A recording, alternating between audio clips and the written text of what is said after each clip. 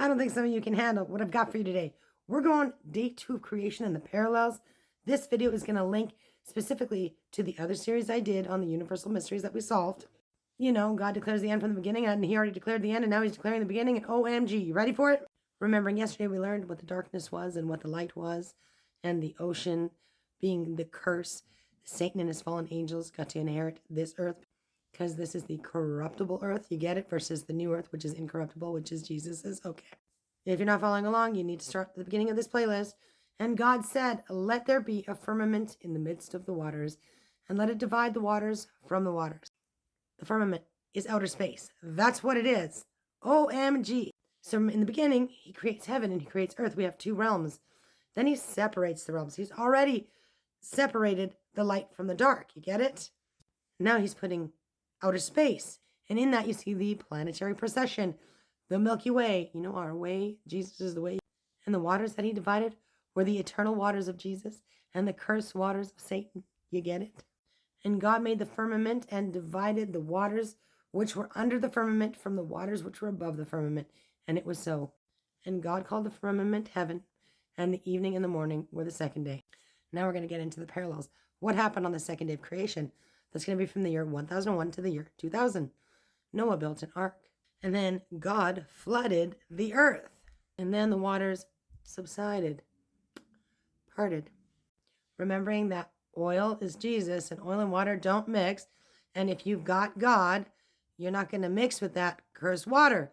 Noah was raised above the water because he had God, aka the oil. He did not mix with the water. Then I had this thought yesterday. Moses, Elijah, and Joshua parted the waters because God was with them. Oil and water don't mix. You guys, this is a baptism reference. This is the parallel with baptism. The point of going under the water, coming out of the water, so the water's binding the demons, that's the curse. You're coming out of the curse. The Holy Spirit is coming into you, and now you've got the oil. So you're coming out to the eternal waters, and the Holy Spirit is now in you, and the oil and the water don't mix, and you cannot go back in to that cursed water. That's why he wants you to get baptized. Do you get it? But the rainbow, oh my God.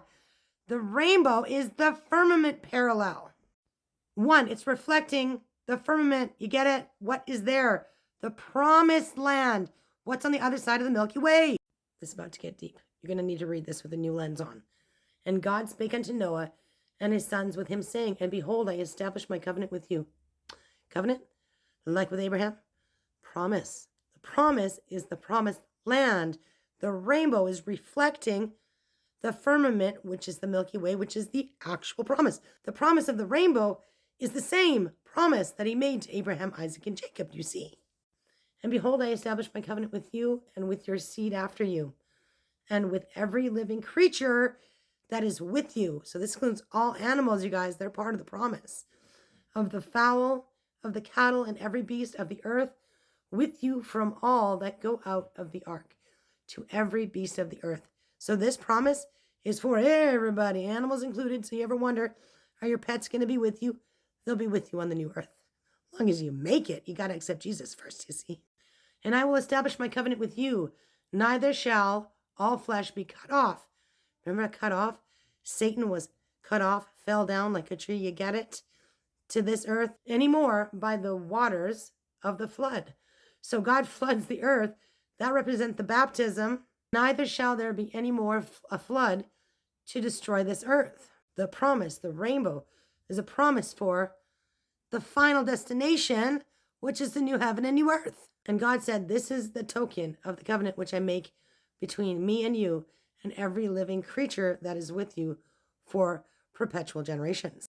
And I do set my bow in the cloud, and it shall be for a token of a covenant between me and the earth. And it shall come to pass, when I bring a cloud over the earth, that the bow shall be seen in the cloud, the Milky Way.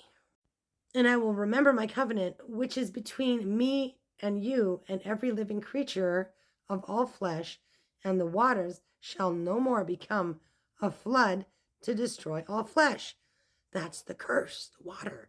Satan was cursed to the ocean of this world. And the bow shall be in the cloud, the Milky Way. And I will look upon it, that I may remember the everlasting covenant between God and every living creature of all flesh that is upon the earth. And God said unto Noah, this is a token of the covenant which I have established between me and all flesh that is upon the earth. That's the same promise he made to Abraham, Isaac, and Jacob. Do you get it? The promise is for the promised land. The ark is God's promise, but he needed Israel so everybody can focus on Israel. The promise wasn't just to the Jews. The promised land was promised to all of us. And it started with Noah. And that's the reflection for day 2 of creation. The parallels. You get it? Oh my God.